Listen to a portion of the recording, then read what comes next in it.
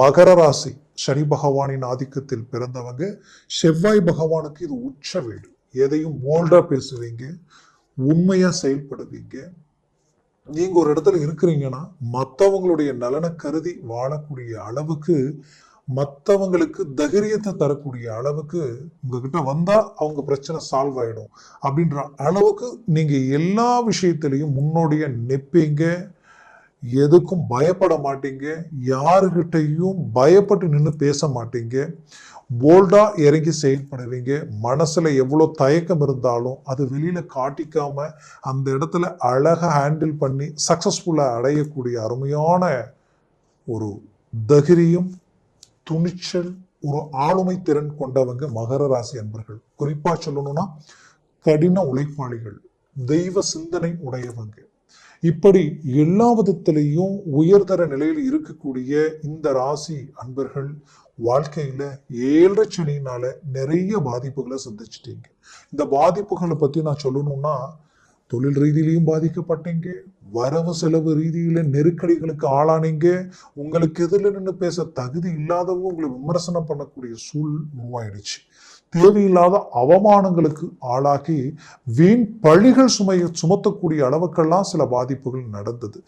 எதையும் கண்டு அஞ்சாம தன் இலக்க நோக்கி பயணம் பண்ணி தான் சாதிக்கக்கூடிய லட்சியத்தை நோக்கி உங்களுடைய செயல்கள் அடுத்தடுத்து முயற்சிகளோட செயல்பட்டுக்கிட்டு இருக்கிறீங்க. ஆனா இந்த முயற்சிகள் எல்லாமே கடந்த காலகட்டங்களில் 99% நீங்க கஷ்டப்பட்டு முடிச்சாலும் கடைசி 1%ல அது அப்படியே டிராப் ஆகி டவுன் ஆகக்கூடிய நிலைமைகளும், இன்னைக்கு நாளைக்குன்ட்டு அந்த விஷயங்கள் நடக்காம இழுத்துக்கிட்டு போகக்கூடிய நிலையும், இதனால வாங்காத கடனுக்கு வட்டியை கட்டக்கூடிய ஒரு சூழல், வட்டிக்கு பணம் வாங்கி வட்டி கட்டினா உங்களுடைய நிலைமை எப்படி இருக்குமோ அந்த நிலைக்கு ஆளாகக்கூடிய சூழல் உருவாகி, இதனால மன உளைச்சலுக்கு ஆளாகி படுத்தா தூக்கம் இல்லை, பல யோசனைகள், பல சிந்தனைகளுக்கு ஆளாயிட்டீங்க. உங்களை மாதிரி இருந்தவங்களும் இல்லை, இன்னைக்கு உங்களை மாதிரி இருக்கிறவங்களும் இல்லைன்ற அளவுக்கு பாதிப்புகளை கடந்து வந்துட்டீங்க. அப்பேற்பட்ட உங்களுடைய வாழ்க்கையில் இந்த சனி பகவானும் ஒரு புறம் பயிற்சி ஆகி 3ஆம் வீட்டிற்கு அற்புதமான இடத்துல வந்து நின்று இருக்கார். பட் 5ஆம் வீட்டில் இருக்கக்கூடிய குரு பகவான் என்ன ஆயிட்டாருன்னா இப்போ 6ஆம் வீட்டுக்கு மாறிட்டார். அப்போ குரு 6ல மாறிட்டாரே, அப்போ குரு 6ல் மாறிட்டால் இங்க எல்லாமே நெகட்டிவ். 6ன்றது சத்துரு சம்பந்தப்பட்ட இடம் இல்லையா? அப்போ அது நமக்கு நெகட்டிவ் அப்படின்னு நீங்க நினைச்சுக்கிட்டீங்கன்னா அது உங்களுடைய அறியாமை.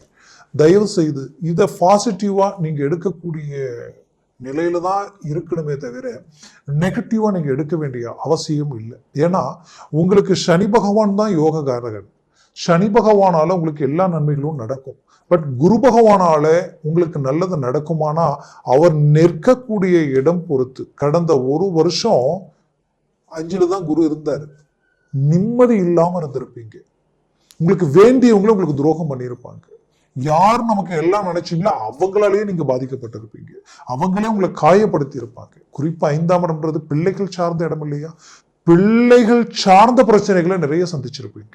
உங்களுடைய வாழ்க்கை ரீதியிலையும் பிரச்சனைகள், அவங்களுக்கு பார்த்து நல்லது செஞ்சு அதனாலேயும் பிரச்சனைகள், கடைசியில் அவங்க உங்களுடைய வார்த்தையை மீறி அவங்க ஒரு முடிவெடுத்து அவங்க லைஃபையே தடமாறக்கூடிய சூழல்கள் எல்லாத்தையும் சந்திக்கக்கூடிய நிலைக்கு ஆளாயிருப்பீங்க.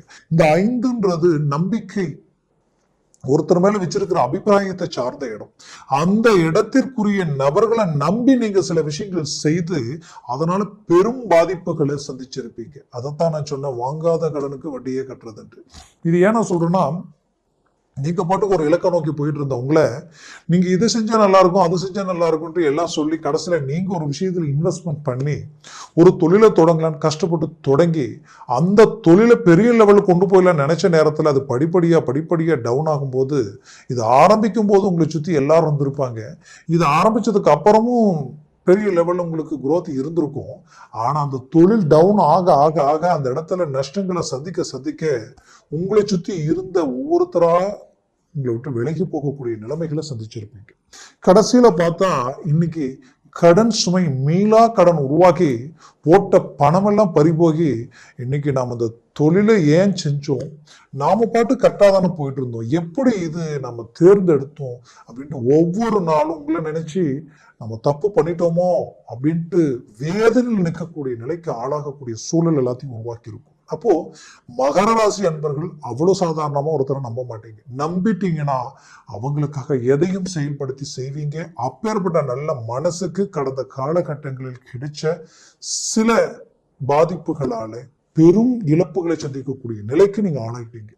இது மட்டுமல்ல, குடும்ப ரீதியில உங்களை சார்ந்தவங்க உங்க விரல் உங்க கண்ணை குத்துற மாதிரி உங்களுடைய கஷ்டங்களை யாரும் புரிஞ்சிக்கக்கூடிய நிலை இங்க இல்லை. கஷ்டப்படுறீங்க, ரிஸ்க் எடுக்கிறீங்க, எவ்வளவு பிரச்சனைகளை வெளியில சந்திச்சுட்டு உள்ள வர்றீங்க. பட் உள்ள வந்ததுக்கு அப்புறம் பார்த்தா உங்க கஷ்டத்தை இங்க உணர்ந்து யாரும் பேசுறவங்க இல்லை. நீங்க என்ன பேசினாலும் எல்லாம் எதிர்மறைவா இருக்கு.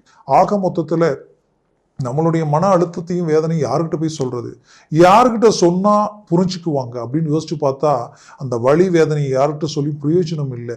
பட் அதற்கு சொல்யூஷன் என்னவோ அதை தேடி அடுத்த கட்டத்துக்கு போறது மட்டும்தான் நமக்கு தீர்வு. ஒண்ணு மட்டும் சொல்றேன், நல்லா கேட்டுக்குங்க. உங்க வாழ்க்கையில உங்களை காயப்படுத்தியவங்க, அதாவது உங்களுடைய சொந்தம், பந்தம், உற்றார், உறவினர், நட்பு ரீதியில கூட இருந்தே உங்களை காயப்படுத்தி துரோகம் செஞ்சு இன்னைக்கு மன உளைச்சலுக்கு ஆளாகி நீங்க பாதிக்கப்பட்டு உங்களை ஏளனமா பார்க்கக்கூடிய நிலைகள் உருவாகி இன்னைக்கு சாதிக்கணுன்ற லட்சியத்துல நின்றுட்டு இருக்கிறீங்க. ஆனால் அவங்க உங்களை கேட்ட வார்த்தைகளுக்கும் உங்களை அவமானப்படுத்தியதுக்கு அவங்களை மீண்டும் அவமானப்படுத்தணும்னு எப்பவுமே நீங்க நினைக்க மாட்டீங்க. அவங்களுக்கு ரீஎன்ட்ரி கொடுத்து பதிலடி கொடுக்கணும்னு மட்டும்தான் நீங்க நினைப்பீங்க. அந்த பதிலடி எந்த இடத்துல இருக்குன்னா உங்க வளர்ச்சியில் இருக்கு. உங்க வளர்ச்சியை நீங்க கொடுக்குறவங்களுக்கு பெரும் பதிலடியா இருக்கும். அதனால உங்களுடைய வளர்ச்சியை நோக்கி உங்களுடைய எண்ணங்கள் பயணம் பண்ணினால் அது உங்க வாழ்க்கையில பெரிய லெவல்ல சக்சஸ்ஃபுல் அடையும். அதற்கு காரணமே நான் இவ்வளவு போல்டா சொல்றதுக்கு, ஒரு புறம் 3ஆம் வீட்டில் இருக்கக்கூடிய சனி பகவான் மிகுதியான பலத்தை உங்களுக்கு கொடுக்க போறார். அடுத்து 5ஆம் வீட்டில இருந்த அந்த குரு பகவான், நான் முதல்ல சொன்னோம் இல்லைங்களா, இத்தனை பாதிப்போலி நீங்க இந்த இடத்துல நல்ல இடத்துல குரு இருக்கிறான்னு சொல்லியிருப்பாங்க. ஆனால் அந்த நல்ல இடத்துல இருந்து குருவால பாதிப்புகளை சந்திச்சிருப்பீங்க. அப்ப ஏன் அந்த பாதிப்புகளை சந்திச்சீங்கன்னா உங்களுடைய ராசிக்கு 3ஆம் அதிபதியும் 12ஆம் பாவாதிபதியும் தான் இந்த குரு பகவான். பட் சனி பகவான் தனஸ்தான அதிபதி, உங்களுடைய ராசியினுடைய அதிபதி. அப்போ சனி பகவான் தான் உங்களுக்கு ரொம்ப பாசிட்டிவா இருக்கார். பட் குரு பகவான் உங்களுக்கு நெகட்டிவா இருக்கிறார். அப்ப இந்த நெகட்டிவ் சம்பந்தப்பட்ட இடத்திற்கு அதிபதி போய் பஞ்சமஸ்தானத்துல உட்கார்ந்தால் அந்த இடத்தை டோட்டலா பிளாக் பண்ணிடுவார். அந்த பிளாக் என்ன ஆகும்னா அது உங்களுடைய ஒட்டுமொத்த நிம்மதியும் கெடுக்கக்கூடிய நிலைமைக்கு ஆளாயிடுவீங்க. மேலா கடனுக்கு ஆளாயிடுவீங்க. அது மட்டும் இல்ல, ஆரோக்கிய ரீதியில் குறிப்பா நிறைய பேருக்கு வயிறு சம்பந்தப்பட்ட பிரச்சனைகள், கிட்டத்தட்ட இந்த இங்க இருந்து அடிவயிறு வரைக்கும் உங்களுக்கு பிரச்சனைகள் கொடுத்துருக்கும். இன்னும் சிலருக்கு பேக் பெயின், பின்னாடி முதுகு தண்டுவிடம், இந்த ஷோல்டர் பெயின், நெக், கழுத்து, நிறைய பாதிப்புகளை சந்திச்சிருப்பீங்க. அப்போ இந்த இடத்துல இந்த பாதிப்புகள் எல்லாத்தையும் உருவாக்கக்கூடிய ஒரு சூழல் இந்த இடத்துல உண்டாகும் பொழுது அந்த பஞ்சமஸ்தானத்துல இருந்த குரு இப்ப என்ன அடுத்தது 6ஆம் வீட்டுக்கு போனா மட்டும் கெட்ட ஒரு நல்லது கொடுத்துருவாரா அப்படின்னு யோசிப்பீங்க. கொடுப்பார். ஏன்னா ஒருத்தருடைய வாழ்க்கையில கெட்டதுன்னு ஒரு இடத்தை காட்டணும்னா 6ஆம் வீட்டு தான் காட்ட முடியும். ஒருத்தருடைய கடன் சார்ந்த விஷயங்கள், ஒருத்தருடைய நோய் சார்ந்த விஷயங்கள், ஒருத்தருடைய எதிர்ப்பு போட்டி பொறாமைகள் தடைகள் சார்ந்த விஷயங்களும் அந்த 6ஆம் பாவம் தான். அப்போ அது உங்களுக்கு நெகட்டிவ் வீடு. இந்த நெகட்டிவ் இடத்திற்கு அதிபதி மீண்டும் நெகட்டிவ்ல போய் உட்காரும் பொழுது அந்த இடத்த லாக் பண்ணிடுவார். அந்த இடத்த லாக் பண்ணும் பொழுது உங்களுக்கு ஆட்டோமேட்டிக்கா அந்த கடன் சுமைகள் டிராப் ஆக ஆரம்பிச்சிடும். ஆட்டோமேட்டிக்கா கடனை கட்ட ஆரம்பிச்சிடுவீங்க. அதற்குரிய வழிகள் பிறக்கும். அதுல இருந்து மீண்டும் வெளியில் வரக்கூடிய பாதைகள் உங்களுக்கு அருமையான அமைவுகளில் கிடைக்கும். அப்போ உங்க பிரச்சனை தீரக்கூடிய ஒரு நேரமா உங்களுக்கு இருக்க போகுது. அடுத்தது அதே வீடு தான் உங்களுக்கு ஆரோக்கிய ரீதியில பாதிப்பு. நான் சொன்ன அந்த வயிறு சம்பந்தப்பட்ட பிரச்சனையும், பேக் பெயின் பிளஸ் உங்களுக்கு முதுகு சம்பந்தப்பட்ட பாதிப்புகள், இன்னும் பெண்களுக்கு பாத்தீங்கன்னா இடுப்புல இருந்து முட்டி குதிகால் வரைக்குமே பெரும் பாதிப்புகளை சந்திச்சிருப்பீங்க. அப்போ அந்த பிரச்சனையில இருந்து மீண்டு வர்றதுக்கு ஒரு பாதை இந்த இடத்துல உருவாகும். ஆட்டோமேட்டிக்காவே சிலருக்கு அது ரிலீஃப் ஆயிடும், சிலருக்கு அதற்குரிய ட்ரீட்மெண்ட் கிடைச்சிடும், அதுல இருந்து ரிலீஃப் ஆயிடுவீங்க. ஆரோக்கிய ரூட் கிளியர் ஆயிடும். அடுத்தது பாத்தீங்கன்னா பிள்ளைகள் ரீதியில் இருக்கக்கூடிய சிக்கல்கள் தீரும். பிள்ளைகள் எடுக்கிற முடிவுல இருந்து மீண்டும் வெளியில் வந்து உங்களுடைய கண்ட்ரோலுக்கு வந்துருவாங்க.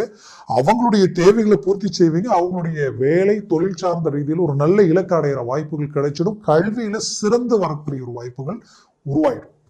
இதுல பூர்வ புண்ணிய ரீதியில் இருக்கக்கூடிய பூர்வீக பாதிப்புகள், சொத்துக்களில் இருக்கக்கூடிய பிரச்சனையும் சரி, பூர்வீக சம்பந்தப்பட்ட பாதிப்புகளும் தீரக்கூடிய ஒரு அமைவுகள் இந்த இடத்துல உருவாக்கிடும். அப்போ அந்த 6ஆம் வீடுன்றது அடுத்தது எதிரிகள் சார்ந்த இடம். இத்தனை நாள யார் உங்களுக்கு துரோகம் பண்ணி உங்களுடைய வேலையில உங்களுக்கு குழப்பம் பண்ணி சிக்கல் பண்ணிட்டு இருந்தாங்களோ அவங்க உங்களை விட்டு விலகிற நேரமா இருக்கும். இத்தனை நாட்கள வீண் பழிகள் யார் உங்க மேல போட்டாங்களோ அவங்களுடைய வேஷம் கலைஞ்சி உங்களுடைய உண்மையான அந்த நல்ல ஒரு விஷயங்கள் உங்களுக்கு மீண்டும் ரீஎன்ட்ரி கொடுத்து உங்களுடைய இலக்கை நீங்க அடையறதுக்கு உண்டான வழிகள் பிறக்கும். உங்க மேல விழுந்த பழிகளை சரி பண்ணிடுவீங்க. என்னைக்கும் செய்த சின்ன சின்ன மிஸ்டேக்ஸ் பெரிய லெவல்ல பாதிப்பு கொடுத்துருச்சுன்னா அந்த பிரச்சனை விட்டு வெளியில் வரீங்க. வழக்கு சார்ந்த பிரச்சனைகளில் தீர்வு கிடைச்சிடும். அப்போ எதிரிகள் விலகுவாங்க. உங்களுடைய தொழில இருக்கக்கூடிய போட்டிகள் விலகிடும். உங்களுக்கு நிகர் நீங்க தான்ற அளவுக்கு தொழில நல்ல growth கிடைச்சிடும். அப்போ 6ஆம் வீடுன்றது உங்களுக்குரிய நெகட்டிவ் சார்ந்த இடம். உங்களுடைய எதிரிகள் அழியக்கூடிய ஒரு இடமா உங்களுக்கு இருக்கும். ஜன புதல்வரா நீங்க மாறிடுவீங்க. மற்றவங்க எல்லாமே உங்களை ஃபோக்கஸ் பண்ற அளவுக்கு நீங்க பிரகாசம் அடையக்கூடிய ஒரு காலமா இது இருக்கும். 100% பலமான ரீதியில் உங்க முயற்சிகள் இருக்கட்டும். சக்சஸ்ஃபுல்லான ஒரு நிலையை நீங்க அடைஞ்சிடுவீங்க. குறிப்பா திருமண முயற்சிகளுக்குரிய வாய்ப்புகள் கிடைக்குமா நினைச்சவங்களுக்கு 3ஆம் வீட்டுல சனி இருக்கார். முயற்சி கைகூடும். அருமையான ரீதியில மேன்மைகள் கிடைக்கும். அதே நேரத்துல புத்திரபாகியம் எப்படி இருக்குன்னா புத்திரபாகியம் கிடைக்கிற நேரம் தான். ஏன்னா 5ல் இருக்கக்கூடிய குரு 6ஆம் வீட்டுக்கு போயிடுவார்.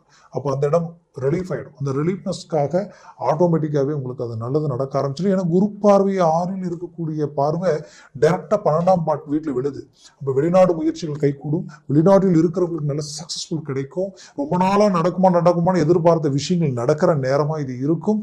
அதுலயும் 12ஆம் வீடு மட்டும் இல்லாம அந்த பார்வை விழக்கூடிய இடமே உங்களுடைய 10ஆம் வீட்டுல விழுது. அதுவே உங்களுக்கு ஹைலைட்.